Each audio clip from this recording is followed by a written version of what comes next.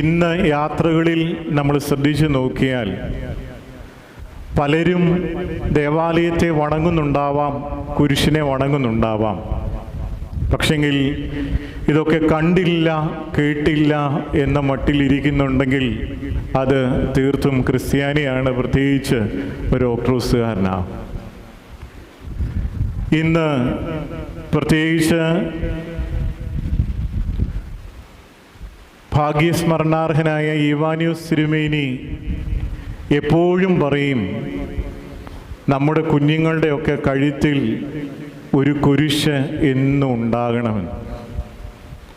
ഇതൊരു ആത്മവിചിന്തനത്തിൻ്റെ അനുഭവമാണ്. വിവാഹം കഴിച്ച സ്ത്രീകളുടെ കഴുത്തിൽ മിന്നുണ്ടെങ്കിൽ തീർച്ചയായും ആരും കാണാതെയെങ്കിലും ആ കുരിശുണ്ടാവും. എന്നാൽ ഇന്ന് ആ